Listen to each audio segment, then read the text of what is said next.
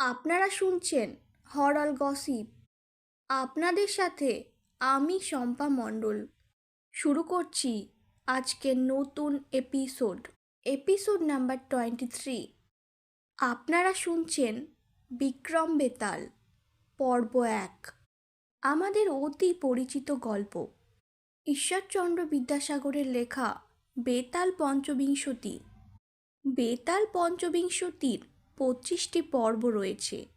তার মধ্যে আজ একটি পর্ব আপনাদের শোনাব।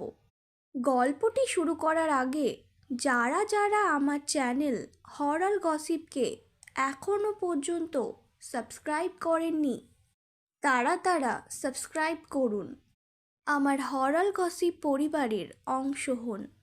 এবার গল্পটি শুরু করা যাক। উজ্জয়িনী নগরের রাজা বিক্রমাদিত্য শাস্ত্রজ্ঞানে পণ্ডিত আর সুদক্ষ যোদ্ধা।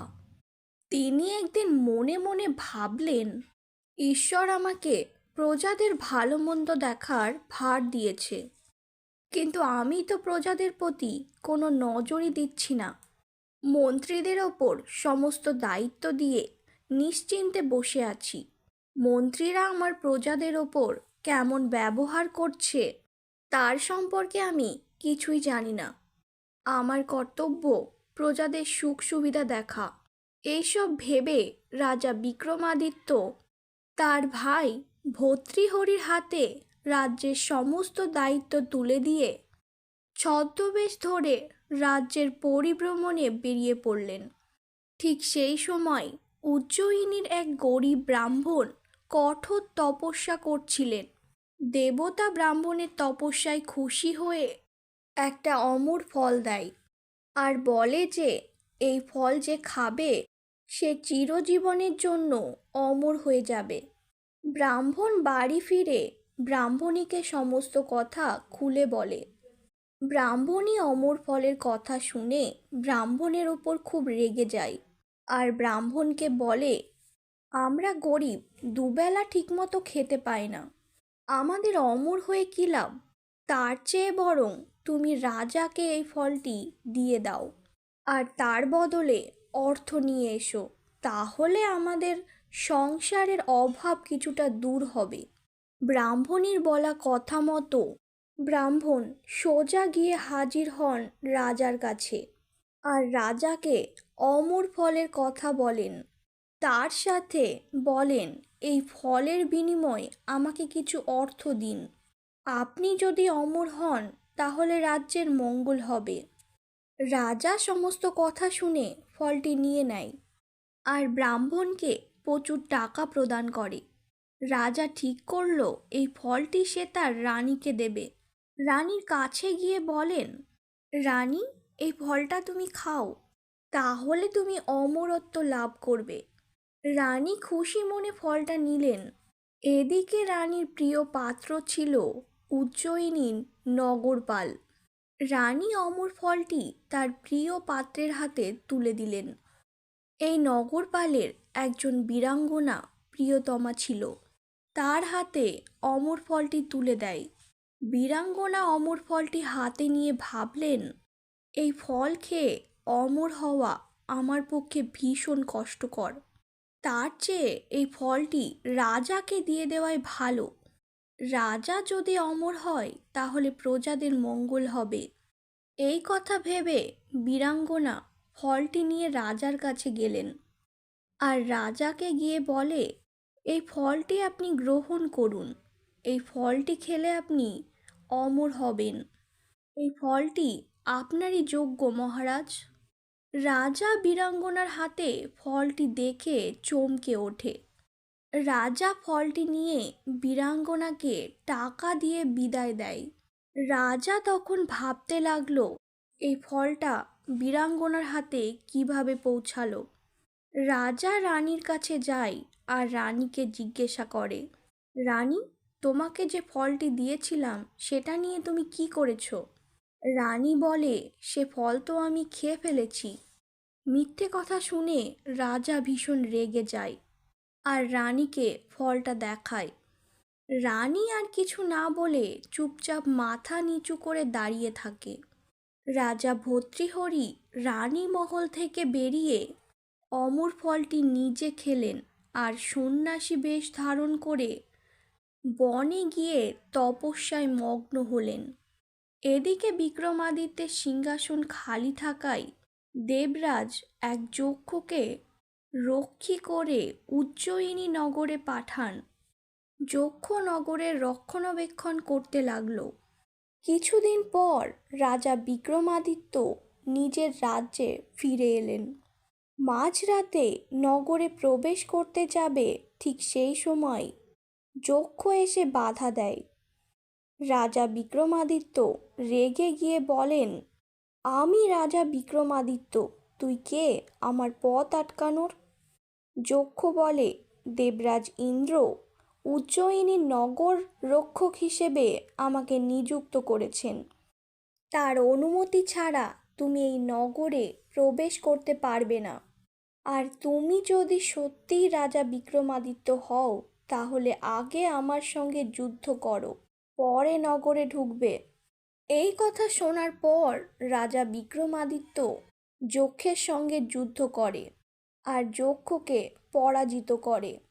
যক্ষ পরাজিত হয়ে বলে, তোমার দক্ষতা দেখে বুঝলাম সত্যিই তুমি রাজা বিক্রমাদিত্য। এবার আমাকে ছেড়ে দাও, তার বদলে আমি তোমার প্রাণ বাঁচাবো। রাজা যক্ষের কথা শুনে জোরে জোরে হাসতে লাগলো আর বলে, তুই আমার প্রাণ বাঁচাবি? আমি ইচ্ছে করলেই এখনই তোকে মেরে ফেলতে পারি। যক্ষ সব শুনে বলল, মহারাজ, তুমি ইচ্ছে করলে আমাকে এখনই মেরে ফেলতে পারো, কিন্তু আমি তোমাকে সামনের মৃত্যুর হাত থেকে বাঁচাবো। আমি যা বলছি তা মন দিয়ে শোনো। আমার কথা শুনলে দীর্ঘজীবী হবে। রাজা বিক্রমাদিত্য যক্ষের কথা শুনে অবাক হয়ে গেলেন। শান্ত মনেই তিনি যক্ষের কথা শুনলেন। যক্ষ তার জীবনের কাহিনী বলতে লাগলো। ভোগবতী নগরে চন্দ্রভানু নামে এক রাজা ছিল। তিনি একদিন জঙ্গলে শিকার করতে গেলেন। বনের গভীরে গিয়ে দেখলেন একজন সাধু মাথা নিচের দিকে আর পা আকাশের দিকে করে ধ্যান করছেন।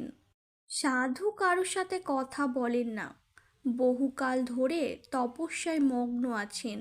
রাজা সন্ন্যাসীর এই কঠিন তপস্যা দেখে অবাক হয়ে গেলেন। রাজা ফিরে এলেন। পরের দিন রাজসভায় গিয়ে সভাসদদের বলে, আমি একটি অদ্ভুত একজন সাধুকে দেখেছি। যদি কেউ এই সাধুটিকে রাজধানীতে নিয়ে আসতে পারে, তাহলে তাকে আমি 1,00,000 মুদ্রা উপহার দেব। এই খবর সারা রাজ্যে ছড়িয়ে পড়তেই একটি অতি সুন্দরী আর বুদ্ধিমতী মেয়ে রাজার কাছে এসে বলে, মহারাজ, আপনি আদেশ করলে এই সাধুটিকে আমি বিয়ে করে পুত্র সন্তানের মা হয়ে সেই পুত্রকে তার কাঁধে চাপিয়ে আপনার কাছে নিয়ে আসব। রাজা মেয়েটির কথায় সম্মতি দিলেন। মেয়েটি রাজার আদেশ পেয়ে সন্ন্যাসীর আশ্রমে গিয়ে দেখে সাধু মাথা নিচের দিকে আর পা ওপরের দিকে করে ধ্যানমগ্ন হয়ে একটি গাছের ডালে ঝুলে আছে। সাধু কোনো কথা বলে না। মেয়েটি সাধুর আশ্রমের পাশে একটি কুটির তৈরি করে থাকতে লাগলো আর রোজ সাধুকে মোহনভোগ এনে খাওয়াতে লাগলো। সাধু রোজ মোহনভোগ খেয়ে শরীরে একটু বল পেল। গাছ থেকে নেমে বীরাঙ্গনাকে জিজ্ঞাসা করলো, কে তুমি? এই নির্জন বনে কেন এসেছো? মেয়েটি বলে, আমি দেবকন্যা, দেবলোকে তপস্যা করি। আমি তীর্থ করতে এসে এই ভারতবর্ষে এসেছি। এখানে কুঠির তৈরি করে রয়েছি। আপনার সেবা করতে পেরে আমি ধন্য হলাম। সাধু বলেন, তোমার ব্যবহারে আর তোমার মিষ্টি রূপ দেখে আমি মুগ্ধ। আমার খুব ভালো লেগেছে তোমাকে। তোমার কুঠিরে আমাকে নিয়ে চলো। মেয়েটি সাধুকে নিয়ে গেল নিজের ঘরে। সেখানে তাকে যত্ন করে অনেক কিছু খাওয়ালো। এইভাবে মেয়েটিকে সাধুর ভালো লেগে গেল।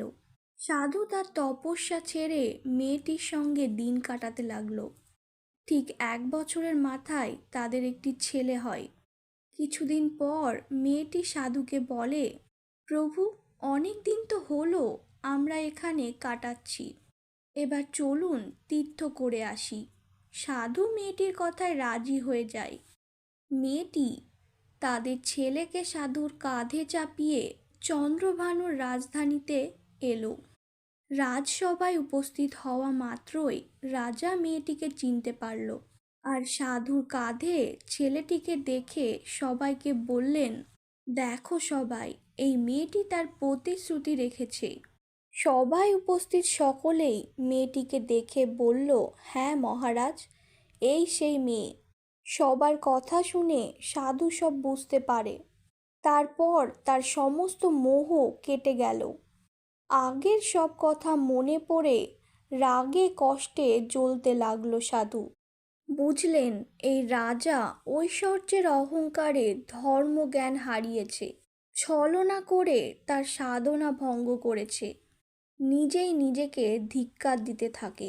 কাঁধ থেকে ছেলেকে নামিয়ে ওখান থেকে একটা বনে গিয়ে আবার কঠিন তপস্যায় মগ্ন হলেন।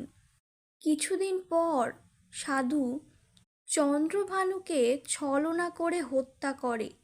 এতটা গল্প বলার পর যক্ষ বলে, মহারাজ, আপনি, চন্দ্রভানু আর ওই সাধু, আপনারা তিনজনে একই নক্ষত্রে একই লগ্নে জন্মগ্রহণ করেছেন। আপনি রাজবংশে জন্মে পৃথিবীতে রাজত্ব করছেন।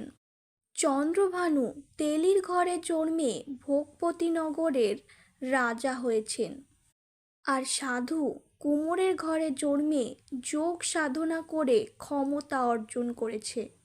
এই সাধু চন্দ্রভানুকে হত্যা করে তাকে বেতাল করে শ্মশানের কাছে একটা শিরীষ গাছে ঝুলিয়ে রেখেছে। সাধু এখন আপনাকে হত্যা করার চেষ্টায় আছে। এটা সফল হলেই তার প্রতিজ্ঞা শেষ হবে। এখন কথা হলো, আপনি যদি ওই যোগীর হাত থেকে রেহাই পান, তাহলে আপনি বহুদিন ধরে বিনা বাধায় রাজত্ব করতে পারবেন। আমি আপনাকে সব জানিয়ে দিলাম, এবার থেকে আপনি সাবধানে থাকবেন। এই বলে যক্ষ চলে যায়। এসব কথা শুনে রাজা বিক্রমাদিত্য মনে মনে একটু ভীত হয়ে নানান কথা ভাবতে ভাবতে নিজের রাজমহলে পৌঁছালেন। পরের দিন সকালে রাজসভায় গিয়ে সিংহাসনে বসলেন। রাজা বিক্রমাদিত্য মনের আনন্দে রাজ্য শাসন করতে লাগলেন।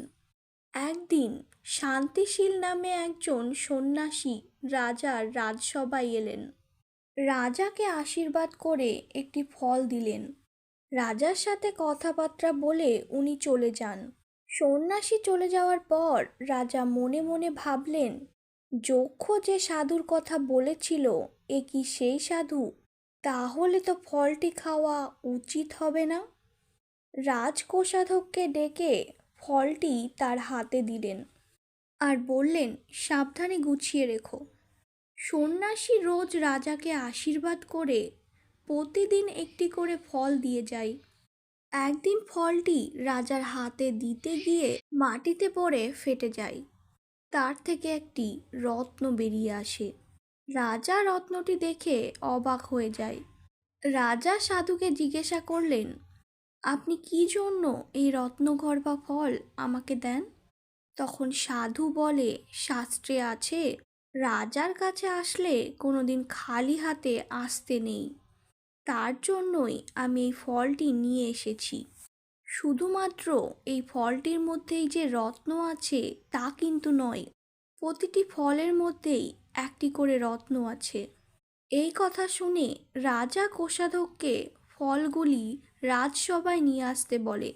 তারপর সব ফল ভেঙে একটি করে রত্ন পায়। অনেকগুলো দামি রত্ন পেয়ে রাজা খুব খুশি হলেন। রাজা মণিকারকে ডেকে জিজ্ঞাসা করলেন, রত্নগুলির মূল্য কত? মণিকার বলে, এই রত্নগুলির মূল্য কোটি কোটি টাকা।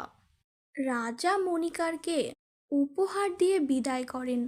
তারপর সন্ন্যাসীকে তার সিংহাসনে বসিয়ে বলেন, প্রভু, আপনি যে রত্নগুলি আমাকে দিয়েছেন তার দাম আমার সমরাজ্যের তুলনায় অনেক বেশি। এই সমস্ত রত্ন আপনি কোথা থেকে পেয়েছেন? এগুলি আমাকেই বা কেন দিলেন? সন্ন্যাসী বলে, মহারাজ, আমি আপনাকে একান্তে গিয়ে বলতে চাই। রাজা সন্ন্যাসীকে একান্তে নিয়ে গিয়ে বলেন, প্রভু, আমার দ্বারা আপনার যদি কোনো উপকার হয় তাহলে আমাকে অবশ্যই বলুন, আমি আমার প্রাণ দিয়ে তা পূরণ করব। সন্ন্যাসী বলেন, গোদাবরীর তীরে এক শ্মশানের কাছে আমি মন্ত্র সিদ্ধ করব। এটা করতে পারলে আমি অনেক ক্ষমতার অধিকারী হব। আমার ইচ্ছে আপনি একদিন সন্ধ্যা থেকে সকাল পর্যন্ত আমার সঙ্গে থাকুন। আপনি কাছে থাকলে আমার মন্ত্র সিদ্ধ হবে। রাজা বলেন, কবে যেতে হবে বলুন, আমি সেদিনই যাব। সন্ন্যাসী বলে, আপনি আগামী ভাদ্র কৃষ্ণ চতুর্দশীতে একা আমার কাছে আসবেন, তাহলে আমার মন্ত্র সিদ্ধ হবে। রাজা বলে, হ্যাঁ যোগেশ্বর, আপনি নিশ্চিন্তে থাকুন, আমি সঠিক সময় পৌঁছে যাব।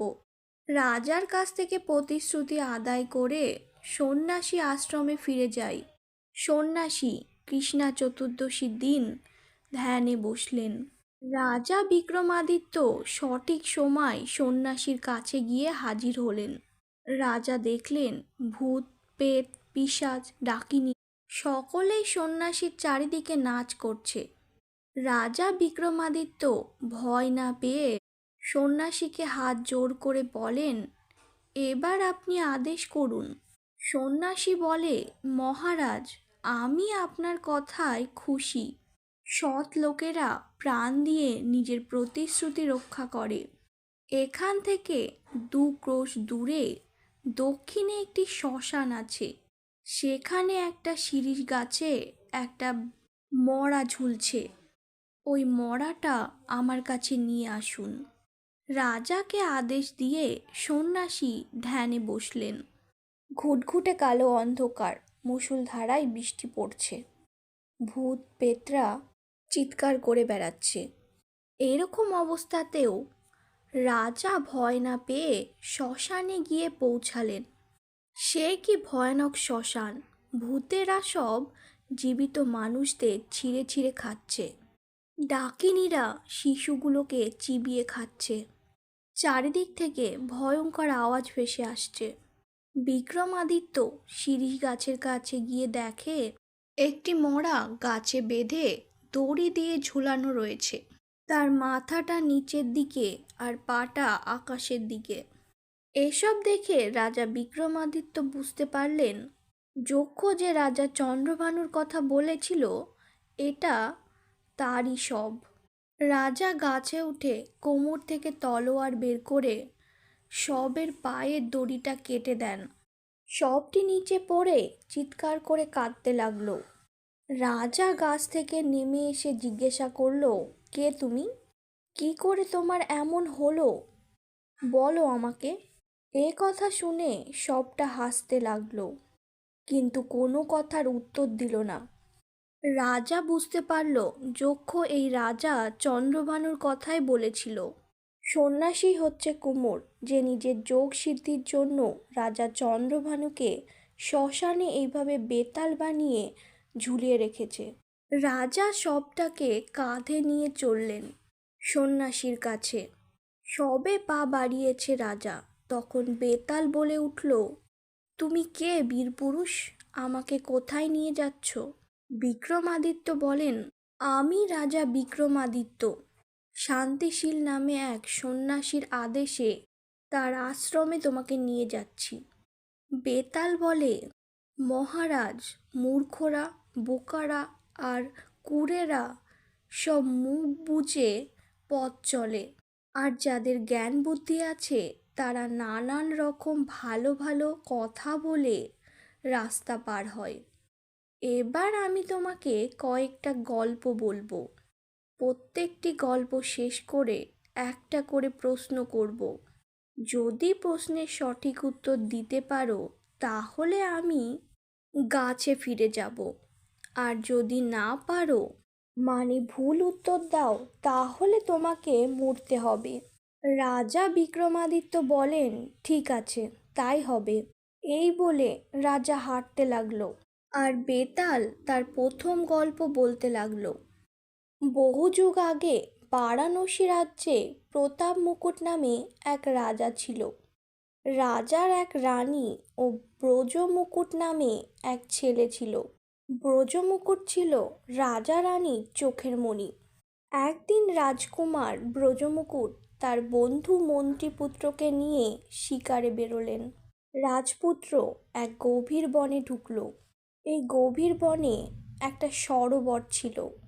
সরোবরে পদ্ম ফুল ও রাজহাঁস খেলে বেড়াচ্ছে।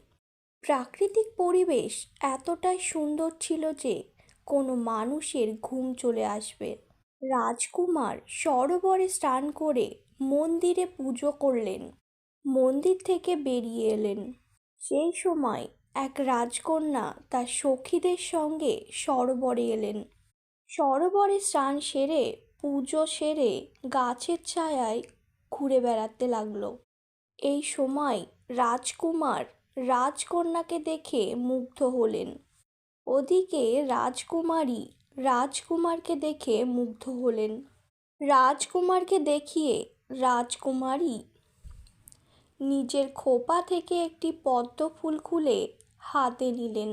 তারপর সেটাকে কানে ছোঁয়ালেন, আবার সেটাকে দাঁতে কাটলেন, তারপর সেটা মাটিতে ফেলে দিলেন। যাওয়ার সময় ফুলটি কুড়িয়ে নিজের বুকে রাখলেন। তারপর সেখান থেকে সখীদের সঙ্গে নিয়ে হাসতে হাসতে চলে গেলেন। রাজকুমার কোনো ইঙ্গিতের মানেই বুঝতে পারলেন না। তবে রাজকুমারীকে তার বেশ ভালো লেগেছে। বন্ধু মন্ত্রীপুত্রকে সব কথা খুলে বললেন। সেদিনকার পর থেকে রাজকুমারের মন ভালো নেই। সব সময় রাজকন্যার কথাই ভাবতে থাকে। খাওয়া দাওয়া বন্ধ, আমোদ প্রমোদ বন্ধ।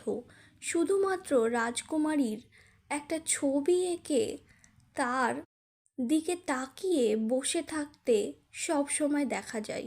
রাজকুমারের এই অবস্থা দেখে বন্ধু মন্ত্রীপুত্র বলল, এ কি অবস্থা হয়েছে বন্ধু? রাজকুমার বলে, বন্ধু, আমি প্রতিজ্ঞা করেছি ওই রাজকন্যাকে ছাড়া আমি আর কাউকে বিয়ে করব না। ওকে বিয়ে করতে না পারলে আমি আত্মহত্যা করব।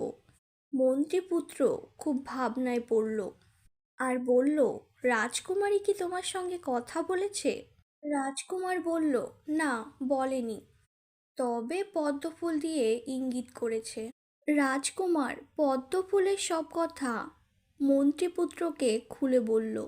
সব শুনে মন্ত্রীপুত্র বলল, শোনো বন্ধু, রাজকুমারীর মাথা থেকে ফুল নিয়ে কানে পড়েছে মানে তিনি কর্ণাটন নগরের থাকেন। তারপর ফুল দাঁতে কেটেছে মানে তিনি দন্তকাঠ রাজার মেয়ে। মাটিতে ফুল ছুঁড়ে ফেলার মানে তিনি পদ্মাবতী।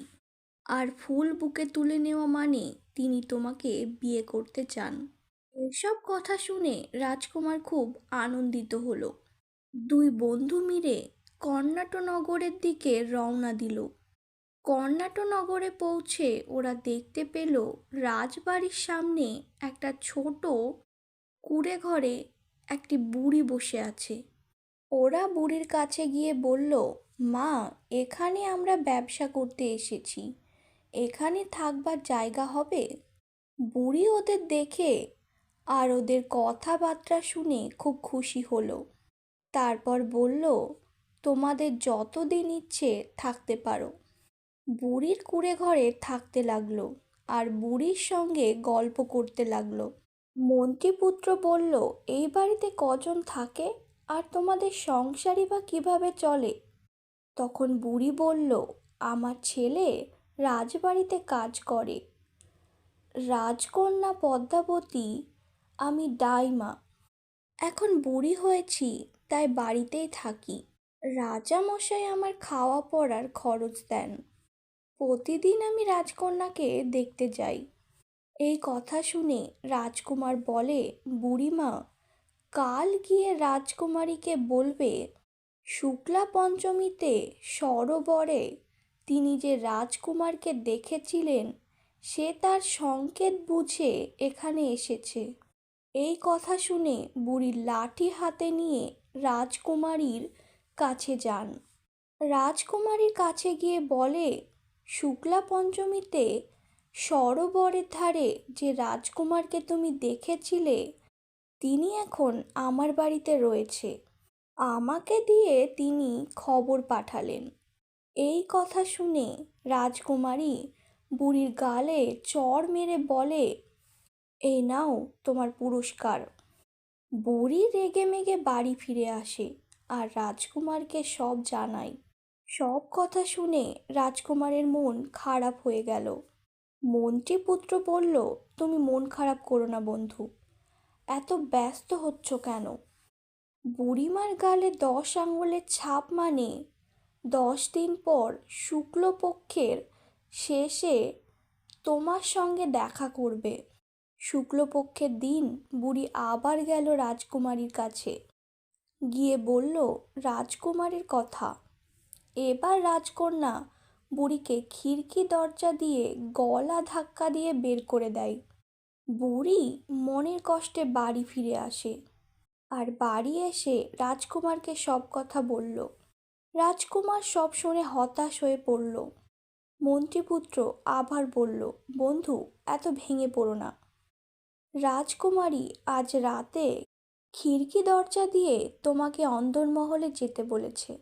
এই কথা শুনে রাজকুমারের মন আনন্দে ভরে ওঠে। রাত হলে রাজকুমার রাজপোশাক পরল। মন্ত্রীপুত্র তাকে খিড়কি দরজা পর্যন্ত পৌঁছেও দিল। রাজকুমার রাজমহলের ভিতরে গিয়ে দেখল রাজকুমারী সেজেগুজে বসে আছে আর ঘরদোর সব সাজানো রয়েছে। এই রাতেই তারা বিয়ে করল। মনের সুখে দুজন মিলে গল্পও করলো সারা রাত ধরে। রাজকুমারী রাজকুমারকে কিছুতেই যেতে দিল না। রাজকুমার সেখানেই রয়ে গেল। মনের সুখে তাদের দিন কাটতে লাগলো। কিছুদিন পর রাজকুমার নিজের দেশে ফিরে যেতে চাইলেন, কিন্তু রাজকুমারী কিছুতেই যেতে দিলেন না। রাজকুমার মনে মনে ভাবতে লাগলো, আমি বাবা মাকে ছেড়ে আছি, আমার প্রিয় বন্ধু তারও কোনো খোঁজ খবর আমি নিচ্ছি না। সবাই আমাকে নিশ্চয়ই স্বার্থপর ভাবছে। রাজকুমারকে এভাবে চুপচাপ বসে থাকতে দেখে রাজকুমারী বললেন, খুব অন্যায় করেছো তুমি।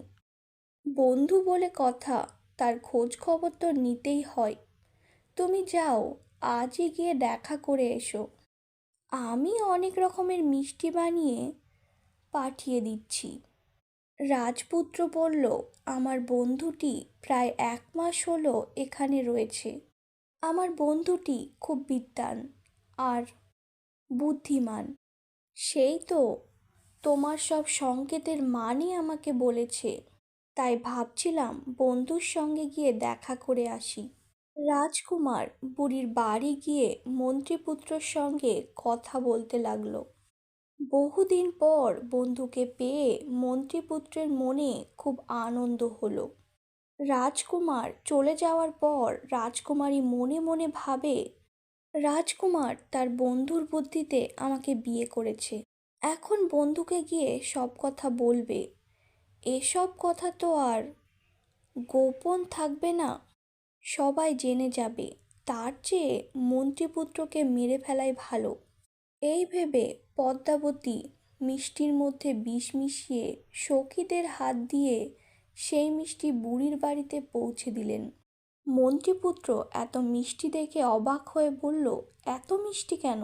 রাজকুমার বলেন, আজ তোমার কথাই ভাবছিলাম বন্ধু, পদ্মাবতীর কাছে তোমার কথা বলছিলাম।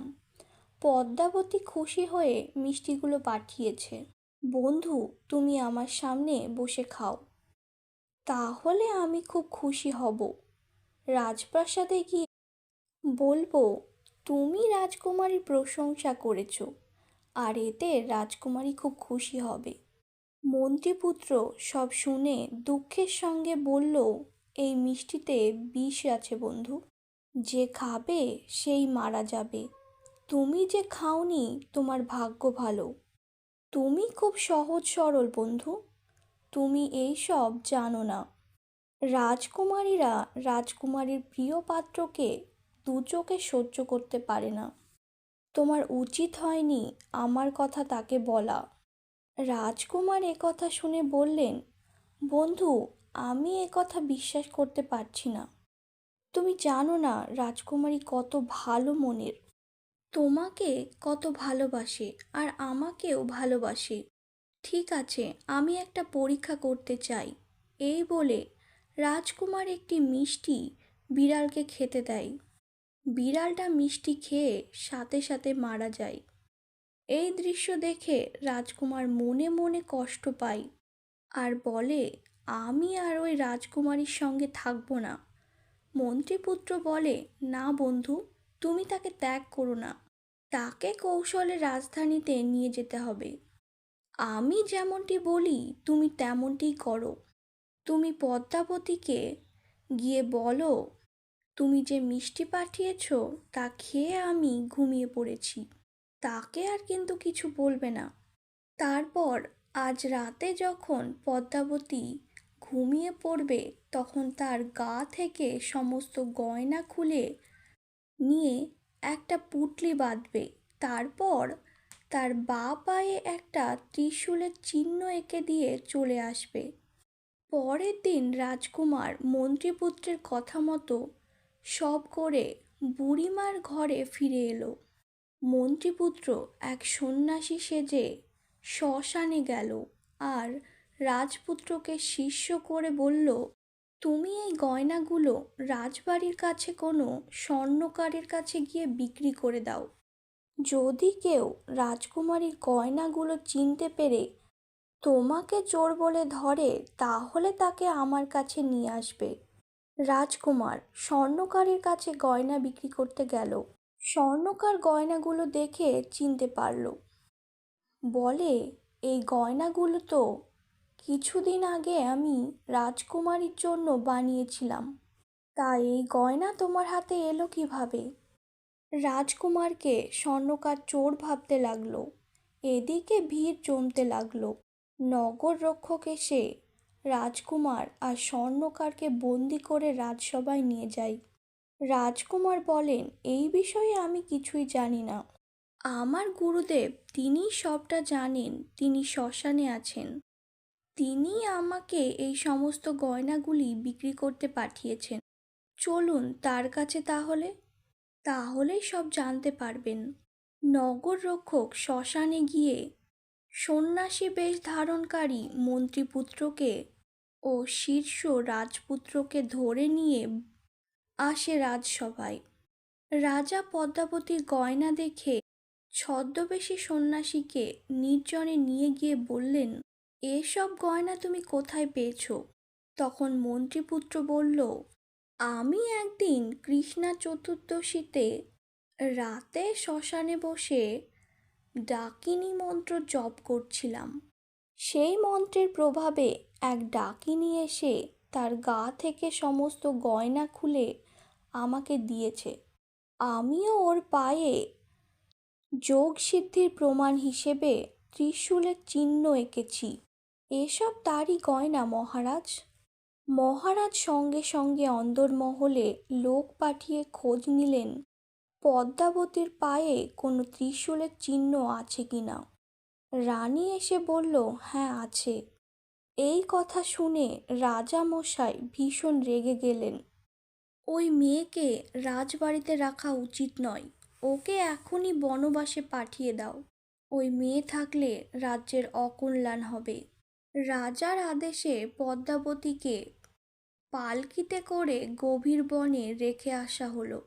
ওদিকে মন্ত্রীপুত্র আর রাজকুমার দুজনে মিলে রাজকুমারীকে খুঁজতে লাগলো। ওরা দেখলো রাজকুমারী পদ্মাবতী একটি গাছের তলায় বসে কাঁদছে।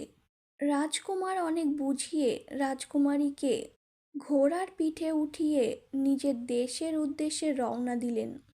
রাজা ও রানী এতদিন পর ছেলে আর ছেলের বউকে দেখে খুব খুশি হলেন। তারপর তারা সুখে শান্তিতে ঘর সংসার করতে লাগলো। এই গল্প বলে বেতাল বলল, মহারাজ, এবার আমার প্রশ্নের উত্তর দিন। এই গল্পে পদ্মাবতী, তার পিতা দন্তকার ও মন্ত্রীপুত্রের মধ্যে কে সবচেয়ে বেশি অপরাধী? বিক্রমাদিত্য বললেন, রাজা দন্তকার এই গল্পে সবচেয়ে বেশি অপরাধী। বেতাল বলল, কিন্তু কেন? বিক্রমাদিত্য বললেন, শত্রুকে মারা তো কোনো দোষের নয়। পদ্মাবতী মন্ত্রীপুত্রকে শত্রু ভেবে তাকে মেরে ফেলতে চেয়েছিল, আর মন্ত্রীপুত্র পদ্মাবতীকে শত্রু ভেবেছে, তাই তার সঙ্গে নিষ্ঠুর ব্যবহার করেছে। কিন্তু রাজা দন্তকার সঠিক বিচার করেননি। তিনি পিতা হয়ে মেয়ের দোষ বিচার না করে তাকে বনবাসে পাঠিয়েছেন। এই কারণে তিনি সবচেয়ে বেশি অপরাধ করেছেন। এই কথা শুনে বেতাল বলে, পূর্বে দেওয়া প্রতিশ্রুতি স্মরণ করো মহারাজ। গন্তব্যে পৌঁছানোর আগে তুমি কথা বলে ফেলেছ। বিক্রমাদিত্য বলে, আমি তো। বেতাল বলে, আগেই বলেছিলাম, গন্তব্যে পৌঁছানোর আগে তুমি যদি কথা বলে ফেলো তাহলে আমি কিন্তু আবার সেই শ্মশানের শিরীষ গাছেই ফিরে যাব। তাই শর্ত অনুযায়ী আমি চললাম মহারাজ, আমি চললাম। বিক্রমাদিত্য বলে, দাঁড়াও বেতাল, দাঁড়াও। তুমি ছল করে আমার হাত থেকে পালালে। আমি তোমাকে না নিয়ে যাব না। তুমি দাঁড়াও। তোমাকে না নিয়ে আমি যাব না। আপনারা শুনলেন ঈশ্বরচন্দ্র বিদ্যাসাগরের লেখা বেতাল পঞ্চবিংশতির প্রথম পর্ব। আজকের গল্প এখানেই শেষ করছি বন্ধুরা। গল্পটি যদি তোমাদের ভালো লেগে থাকে তো like, comment, share and subscribe করো। অনেক রাত হয়ে গেছে বন্ধুরা। Good night. দেখা হচ্ছে পরের গল্পতে।